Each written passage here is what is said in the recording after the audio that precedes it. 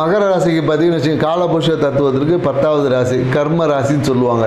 Actually இது கர்ம ராசியை பார்த்தீங்கன்னா கர்மங்களை போக்கக்கூடிய ராசி, இல்லை கர்மங்களை நிவர்த்தி செய்யக்கூடிய ராசின்னு சொல்ல முடியும். ஏன்னா இந்த ராசி தான் பார்த்தீங்கன்னா, இந்த ராசிக்காரங்கிட்ட போய் சும்மா ஒரு விஷயத்தை நீங்கள் சொல்லிட்டு வந்தீங்கன்னா போதும், உங்களோட பிரச்சனை எல்லாம் உடனே தீர்ந்துடும். ஸோ அதனால் என்னென்னாக்கா மகர ராசிக்காரங்க அடுத்தவங்க பிரச்சனை நீங்கள் கேட்காம, ஏன்னா நீங்கள் என்ன பண்ணுவீங்கன்னா அடுத்தவங்க பிரச்சனையெல்லாம் உங்கள் பிரச்சனையாக நினச்சி நீங்கள் பெரிய பிரச்சனைக்குள்ளே மாட்டிப்பீங்க. இதான் உங்களுடைய பெரிய விஷயம். அதனால் யார் என்ன சொன்னாலும் அது காதுக்கு வெளியோடு நிறுத்திக்கணும், காதுக்கு உள்ளே ஏற்றிக்கிட்டு கூடாது. இதுதான் உங்களுக்கு மிகப்பெரிய ஒரு பரிகாரமே. ஏன்னா இப்போ இந்த ஜூலை மாதம் உங்களுக்கான பலன் எப்படி இருக்குன்னு பார்த்தீங்கன்னு வச்சுக்கிங்களேன், இந்த காலகட்டத்தில் நீங்கள் என்னென்னாக்கா உங்களுடைய பெரிய வியாதிகள், உங்களுக்கு தீராத பிரச்சனைகள் அப்படின்னு நினச்ச விஷயங்கள்லாம் தீர்க்கக்கூடிய பிரச்சனையாக மாறுவதற்கான ஒரு வாய்ப்புகள் இருக்குது.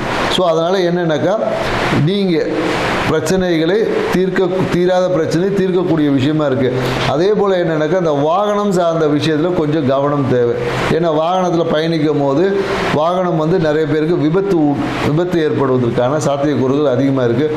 வாகனத்தில் போகும்போது மிகுந்த எச்சரிக்கை கவனம் தேவை. ஏன்னா வாகனத்தை ரேஷ் டிரைவிங்கில் இந்த காலகட்டத்தில் மகர ராசிக்காரங்க பண்ணக்கூடாது. அதனால் மிகுந்த எச்சரிக்கை. ஏன்னா இந்த காலத்தில் ஃப்ரெண்ட்ஸோடைய ஒரு தூண்டுதல் அதிகமாக இருக்கும். வாகனத்தை ஓட்டலாம், நீ ஓட்டு நான் ஓட்டுன்னு சொல்லி அந்த ஹார்ஸ் டிரைவிங் சொல்லக்கூடிய ரொம்ப வேகமாக பயணிப்பதை, குறிப்பாக வாகனத்தில் பயணிக்கிறது குறைச்சிக்கணும். ஏன்னா வாகனம் விபத்துக்குள்ளாவதற்கான சாத்தியக்கூறுகள் அதிகமாக இருக்கிறது.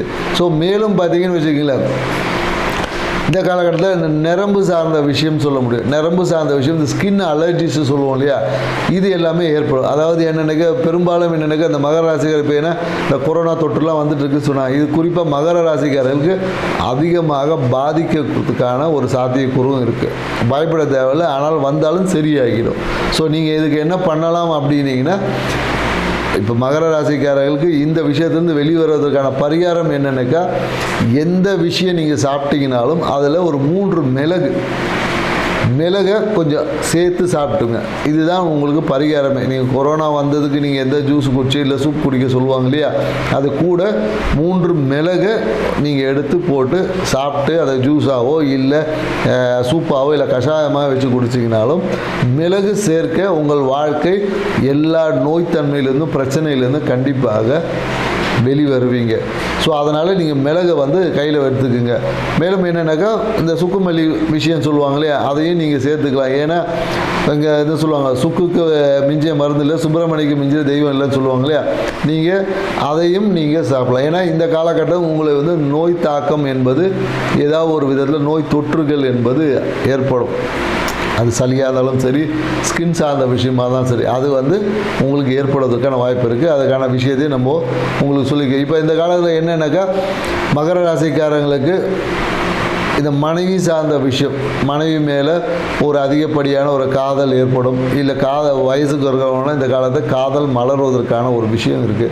ஸோ அதனால் எச்சரிக்கையாக இருக்கணும். காதல் மலர்றதுக்காக சரியான நபரை காதலிக்கணும் இல்லையா. தேவையற்ற யாராவது ஒரு பிரச்சனையை சிக்கி காதல் பிரச்சனைக்குரியவும் மாறிடும். ஸோ அதனால் காதலிக்கிறவங்களாக இருந்தால் ரொம்ப கவனமாக இருந்துக்குங்க. ஏன்னா காதல் பிரச்சனைக்குரியதாக மாறும். அதே கல்யாணம் பண்ண மனைவியை நீங்கள் காதலிச்சிங்கன்னா அது சுபமாக முடியும், சுகமாக இருக்கும். ஸோ மேலும் என்னன்னு சொல்லணும்னா, உங்களுக்கு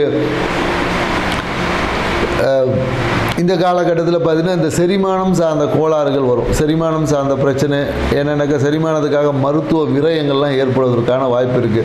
ஸோ அதனால் உங்களுக்கு ஜீரணத்தன்மை, முறையான உணவு பழக்கம் இந்த காலகட்டத்தில் நீங்கள் மெயின்டைன் பண்ணிங்கன்னா மகர ராசிக்காரர்களுக்கு இந்த மாதம் சிறப்பான ஒரு மாதமாக இருக்கும். இந்த மகர ராசியில் பார்த்தீங்கன்னா குறிப்பாக என்னென்னாக்கா இந்த உத்திராட நட்சத்திரக்காரங்க தான் ரொம்ப கவனமாக இருக்கணும். மகர ராசியில் உத்திராட நட்சத்திரக்காரங்களுக்கு தான் பிரச்சனை கொஞ்சம் வீரியமாக இருக்கும். ஸோ அதனால் உத்திராட நட்சத்திரக்காரங்க எப்போதும் நீங்கள் வெளியே போனீங்கன்னா கொஞ்சம் கவனமாக இருங்க. ஸோ ஏன்னா உங்களுக்கு தான் பிரச்சனைகள் வருவதற்கான சாத்தியக்கூறுகள் அதிகமாக இருக்குது. ஸோ மேலும் என்னென்னாக்கா இதே திருவோண நட்சத்திரக்காரங்க பார்த்தீங்கன்னா இந்த காலம் எப்படின்னா எந்த ஒரு விஷயத்தையும் இவங்களால உறுதியாகவே இருக்க முடியாது. ஏன்னா அது ராசி நட்சத்திர அதிபதி பார்த்தீங்கன்னா சந்திரனாக இருக்கிறதுனால இன்றைக்கி ஒன்று இருக்கும், நாளைக்கு ஒன்று, இப்படி மாறி மாறி மாறி இருக்கும்.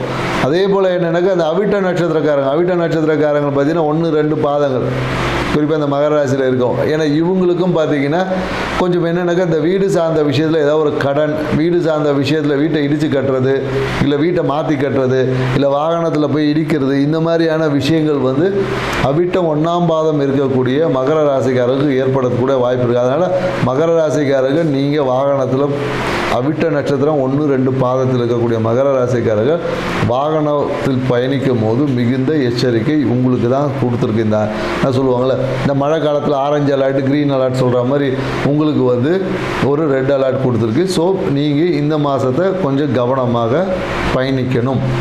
ஸோ அதனால் கொஞ்சம் எச்சரிக்கையாக இருங்க. இப்படி இதுக்கு என்ன பரிகாரங்க அப்படின்னு சொல்லி நீங்கள் யோசிச்சிங்கன்னா ஒன்றுமே இல்லை. உங்கள் வீட்டுக்கு அருகில் இருக்கக்கூடிய விநாயகர் கோயிலுக்கு இல்லை அம்மன் கோயிலையோ ஒரு தேங்காய் உடைத்து விட்டு, இல்லை செவ்வாய்க்கிழமையில் பார்த்தீங்கன்னா கரெக்டாக ஒரு மத்தியானம் 1 மணிக்கு செவ்வாய்க்கிழமையில் வர செவ்வாய் உரை பார்த்தீங்கன்னா கரெக்டாக ஒரு 1 to 2 வரும். ஸோ பார்த்தீங்கன்னா சூரிய உதயத்துக்கு ஏற்ற மாதிரி அது கொஞ்சம் முன்ன பின்ன வரும். நீங்கள் ஒரு 1 to 2 ஒரு தேங்காய் உடைத்து, சதுர தேங்காய் உடைத்தீங்கன்னா இந்த விஷயத்திலேருந்து உங்களுடைய பாதிப்புகளை குறைத்து கொள்ளலாம். அதே போல் என்னென்னாக்கா வேகத்தை குறைத்து கொள்வதும் வேணும். ஸோ அவசர முடிவுகளை இந்த காலகட்டத்தில் மகர ராசிக்காரர்கள் எடுக்கக்கூடாது. ஏன்னா இந்த அலாட்டே பார்த்தீங்கன்னா மகர ராசிக்காரர் எல்லா நட்சத்திரக்காரங்களும் இருக்கும்.